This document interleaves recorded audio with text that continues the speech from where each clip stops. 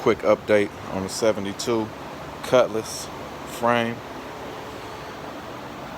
Just want to give y'all a quick update. I ain't had much time. My daughter's in cheerleading right now, so every day I gotta run.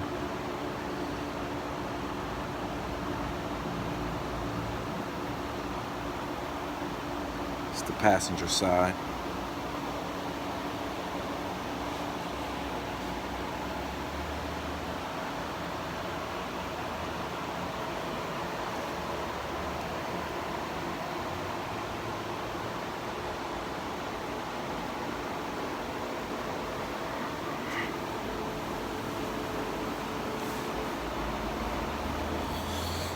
I told you guys I was gonna box this in.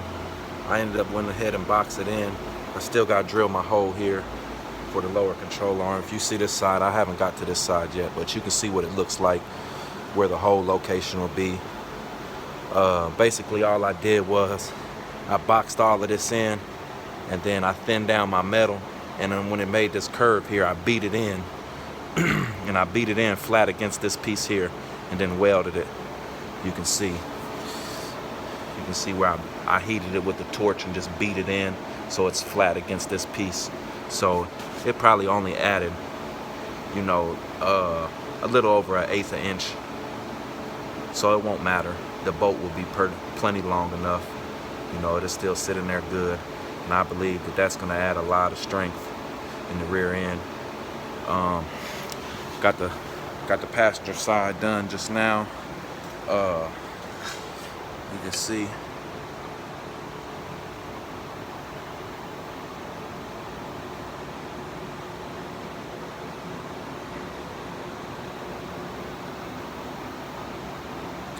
see what I did was I went ahead and repaired both body mount holes in the middle here. I used the washers that I showed you guys from earlier. And what I did was I was able, this whole valley, it kind of sunk down.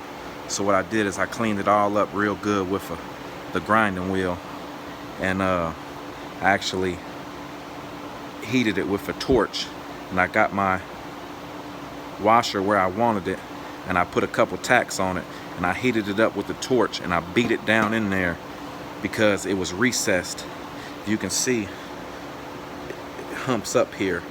It's not a major, you know, big lip right here, but I just wanted to get it as close to factory as possible. So like I said, I put a few tacks on it, heated it up with the torch, the metal around it, and I beat it down in there until I got it nice and even, and I felt like it was in the same factory location where it humps up on both sides.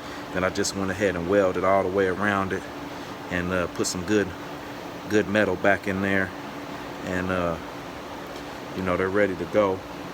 If you guys can see, I started welding the seams, the factory seam. I haven't got all the way up here yet, but this is just the factory seam. You can see it's welded, but it ain't very good, so I'm just gonna clean it all up. I welded a little bit in here, and back here, I actually welded the whole seam. Let me show you. This is all one big seam, all the way up here. And I stopped here, but I went ahead and ground it all down and cleaned it up real nice, and I just went ahead and went over the factory weld. And then in this area here is where I showed you guys before, where it was factory welded, and on the back side, if you guys can see that, in here there was big gaps, and I haven't done the passenger side, so I'll show you what I'm talking about. But this was from the factory. It was big gaps in the weld, and you know, it was just a shitty job. So I went ahead and filled all of that in, ground it all down, made sure I got a nice clean metal to work with, and put a new weld, re-welded that seam, and I filled in all of the gaps. But these are the gaps I was telling you about that I filled in. You guys can see, you know, this is from the factory. This is where the pieces of frame, this, you know, was one piece of frame, 2, 3, all of it's just sandwiched together, and they just went ahead and ran, you know, some little, basically spot welds, but it's kind of beaded up, but not real well. But you can see it's a weak point, big gap here. Then if you come around on the back side, it's even worse. You guys can see that big gap right there, and that's straight from the factory like that. So that's all I did on the passenger side, was I cleaned all of this up, and I just went ahead and filled all of this in, re-weld this new seam, and went ahead and come up, filled in my hole here with new metal with the welder, and just followed it all the way down. Then in this section here, filled all of this in, and I just followed my seam all the way up. And I probably stopped back in here just like I did, you know, on this side.